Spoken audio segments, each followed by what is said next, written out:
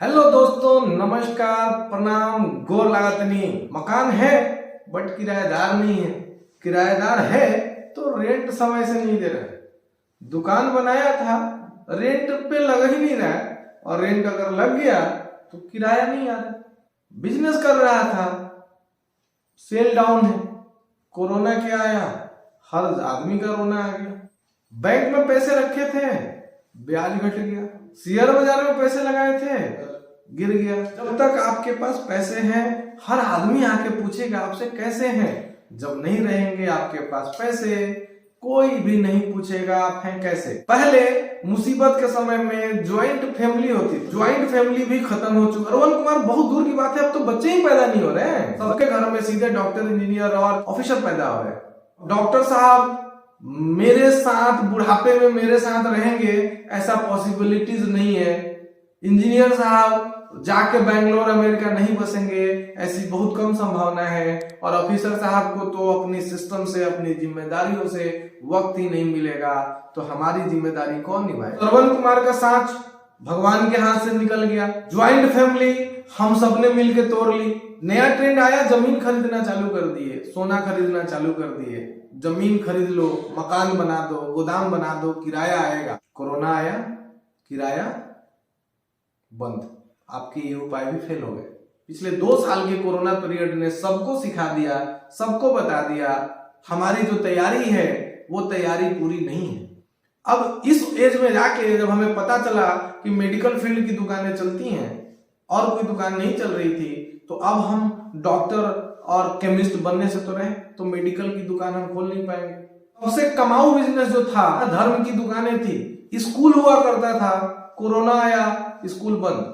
तो धर्म हो या स्कूल हो, ये सारे बिजनेस भी रोते रहे। कारी किराया लगा देंगे, होटल बना देंगे, होटल किराया लगा देंगे, डेस्टिनेशन खत्म, शादी विवाह से जुड़ा हुआ खत्म, 50 आदमी से ज्यादा लोग नहीं जाएंगे। हमारे जितने भी ट्रेडिशनल चीजें थी वो या तो हम माहौल में पड़ के खराब कर लिए। अब जो नया चीज हमने तैयार किया, एक बार में मोटा पैसा रख देंगे सर, MIS कर देंगे। MIS का पैसा आता जरूर रहा, लेकिन आपको पता है कि MIS का जो ब्याज दर है वो सिर्फ 5 साल के लिए गारंटी है।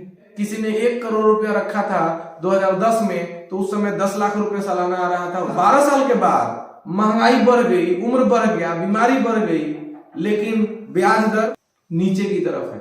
आज वही 1 करोड़ रुपया पे जो ब्याज मिल रहा है वो 5.25%, 5.5% मिल रहा है। महंगाई बढ़ गई लेकिन आमदनी घट गई।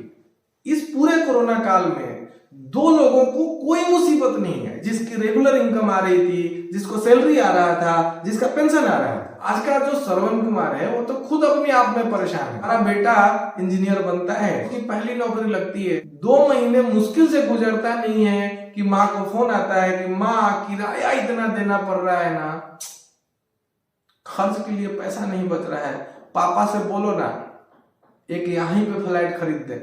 तो आपने अपने जीवन भर की पूंजी अभी भी उस बेटे के सेटलमेंट में आपने लगा दिया। जब हम अपनी उम्र के आखिरी पड़ाव की तरफ, धीरे धीरे रिटायरमेंट की तरफ, बुढ़ापे की तरफ बढ़ते हैं ना, तो हम धीरे धीरे खाली घोंसला हो जाता है। बुढ़ापे में आज के डेट में घर में सिर्फ हम और हमारी पत्नी होती है। वो पत्नी जिसको हम 18 या 20 साल की एज में शादी करके लाए थे, जिस समय अगर हमारी ज्वाइंट फैमिली भी थी आज से 20 साल 30 साल पहले, तो वो 25-30 आदमी का खाना बनाने में भी पीछे नहीं हटती थी। और आज वो और एक कमरे में हम शायद बुढ़ापा बिता नहीं काट रहे हैं।